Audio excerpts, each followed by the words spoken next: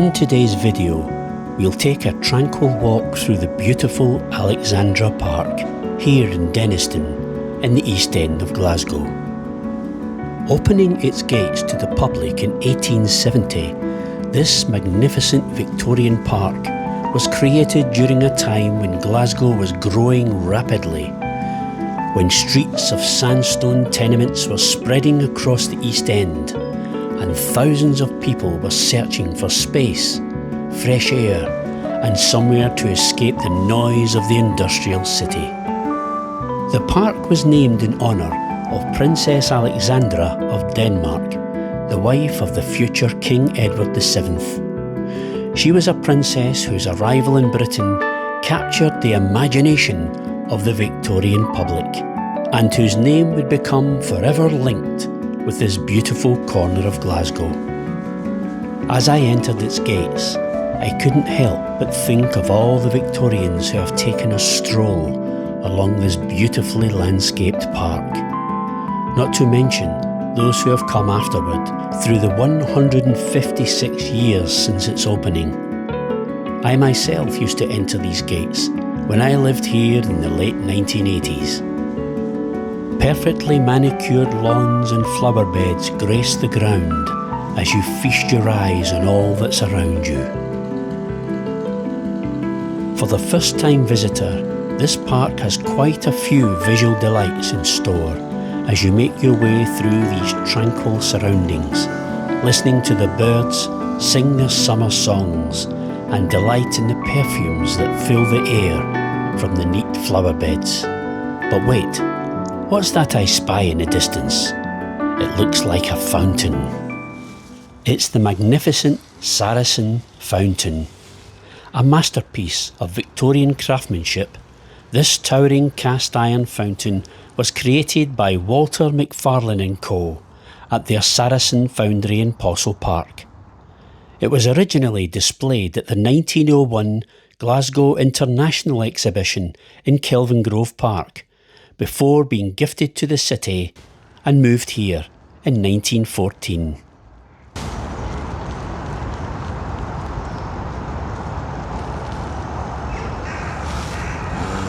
Standing proudly among the trees, the fountain is a reminder of Glasgow's industrial greatness, a time when the city's craftsmen were producing works of art that would travel around the world. Guarding its base are four silent figures: literature with a book on her lap, science holding a retort, art with a theatrical mask and lyre, and commerce seated on a ship. They represent the ambitions of a city at the height of the industrial age, a Glasgow that believed knowledge, creativity, invention and enterprise could transform the world.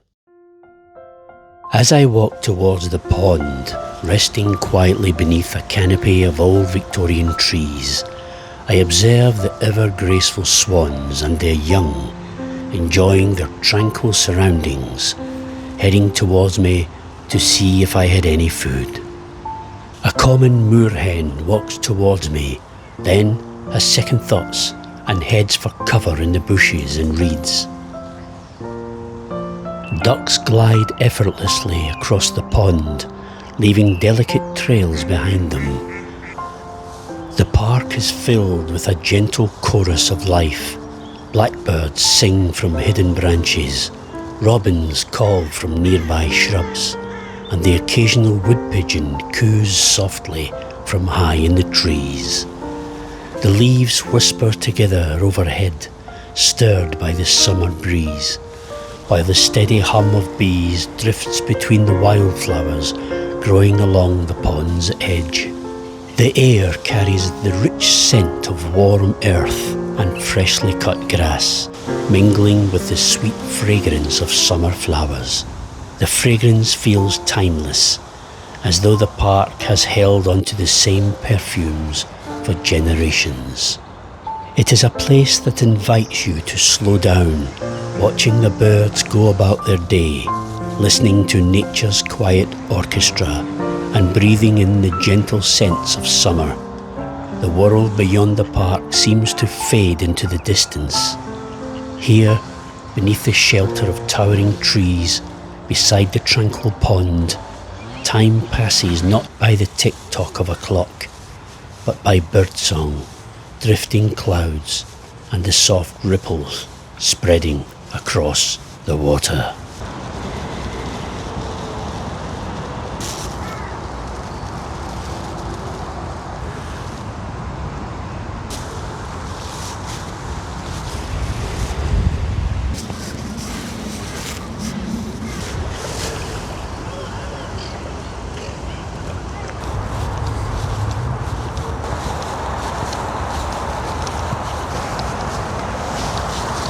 It's a smashing park, this, isn't it? If I could just interject this little video here for a wee story. It's story time. Are you sitting comfortably? Then I'll begin. Have you ever had moments in your life where you just wish the ground would open up and swallow you up because you're mortified at something? A lot of those moments for me usually happened in my teenage years for some reason. And I'm going to tell you about one of those moments that happened here in Alexandra Park, in these fields somewhere.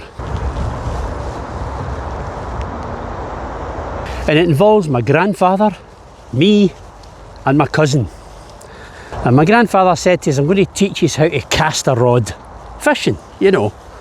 So of course my cousin and I got all excited. Yay, Grandad's taking us fishing. It's going to be brilliant. He didn't. He brought us to this field. My cousin and I were like, huh? Why is Grandpa bringing us to a field in the middle of a park? Yes, he did.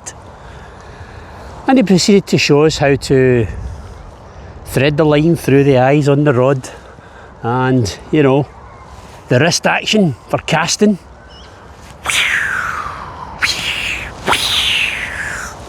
And we're still looking at one another like, I hope nobody sees us. So after Julie showing us how to cast your line, it was our turn, and we had a rod each.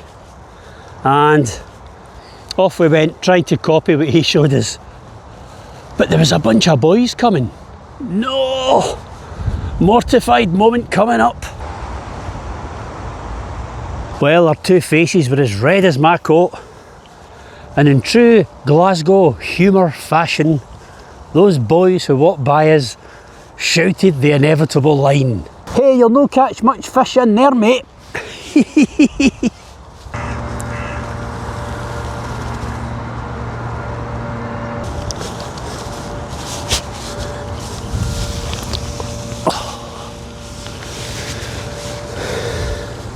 You know, I might have been mortified then, but I wouldn't change those memories for the world.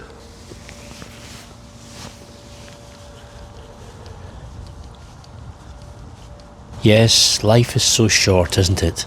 And before long, they're gone. Well, it's time for me to say goodbye to this beautiful park. I've enjoyed my time here, watching the wildlife and quietly reflecting on my own.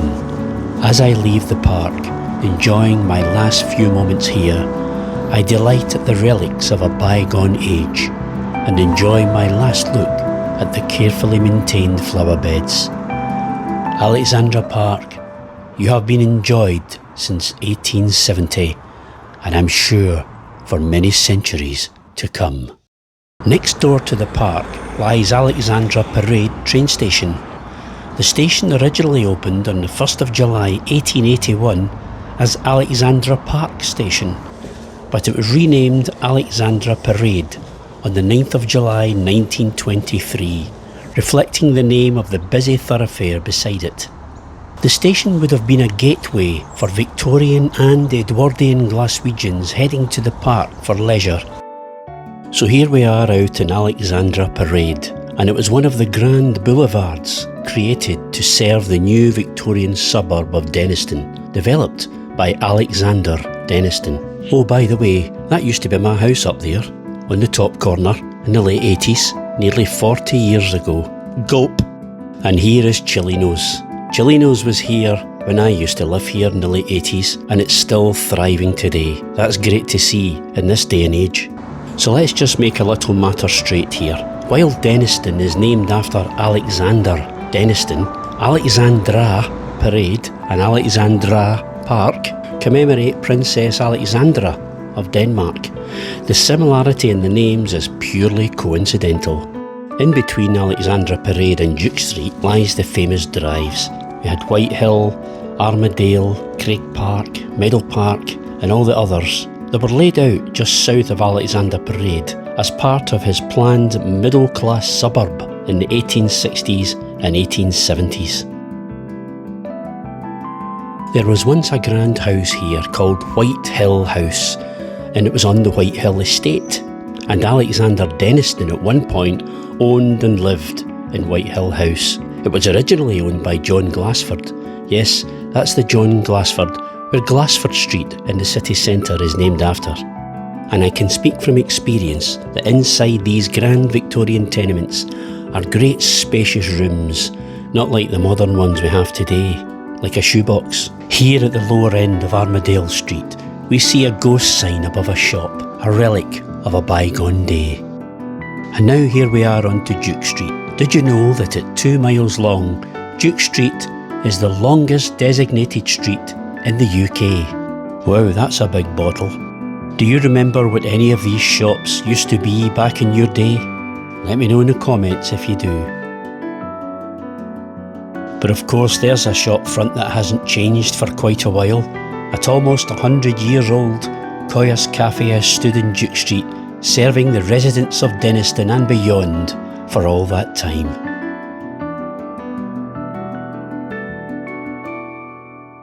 Now we see a modern block of flats standing on the corner of Duke Street and Belgrove Street, occupying a space where once stood Glasgow's abattoir. Finally, my little tour of Dennistoun brings me to the remains of Duke Street Hospital. Were you born here? Opening in 1904 as a standard hospital, by the 1940s it incorporated a maternity unit, bringing many a Glaswegian into the world. Maybe you were one of them. When maternity services moved to Rutherglen in 1977, the hospital became mainly a geriatric hospital, caring for elderly patients until its final closure in 1992. This Category B listed building is all that survives to this day.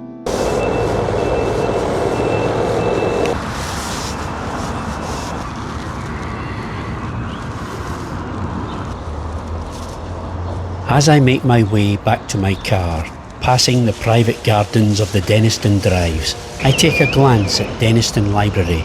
Opening in 1905, it is one of Glasgow's original Carnegie libraries, funded through a donation from the Scottish-American philanthropist Andrew Carnegie.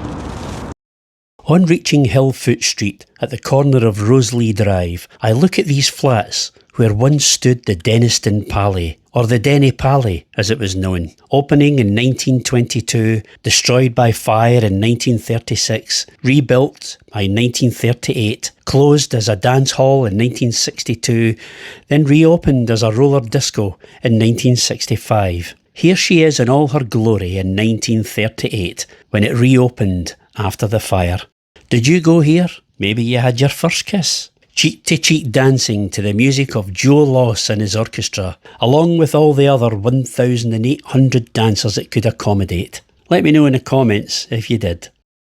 And finally, we go to see a statue of a very famous gunslinger who came to town in this very spot in Dennistoun. Buffalo Bill came here in 1891 with his famous Wild West show at the East End exhibition buildings, which were right here, and he even brought the renowned sharpshooter Annie Oakley.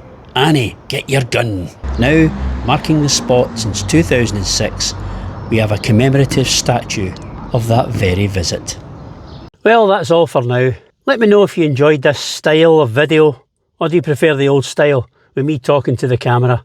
I'm trying this out, bit of voiceover, bit of narration, to see if you like it or not. Let me know in the comments. But Dennistoun, a great place. As I said, I used to live here for 5 years of my life, and it was great taking a little walk around and seeing the old drives and looking into a little bit of the history of it. So thank you for watching as usual. Please comment. Let me know if you've got any stories about Dennistoun. Did you used to stay here? Let me know if you can think of any famous people that come from Dennistoun. There are a few. And of course, like. And if you've not subscribed, subscribe. And you'll see my other videos in the future. And coming up soon on the channel, I have some unfinished business up at Balmaha. If you remember, if you've watched my video in Balmaha, I tried to get over to Inchcailloch Island and was unable to. So I'll be going back up there. I believe we're getting a heat wave coming. And when I say heat wave in Scotland, that means about 25 degrees. Not the kind of heat the World Cup's been getting. So stay tuned if you want to see that video of me going over on the ferry on a beautiful summer's day to Inchcailloch Island in Loch Lomond. As always, thank you for watching and for commenting. Oh, hype as well. I keep forgetting about that hype. So it's like, subscribe, comment, hype, and all that jazz. And I'll see you in the next one. Bye now. Yeehaw! I don't know why I done that.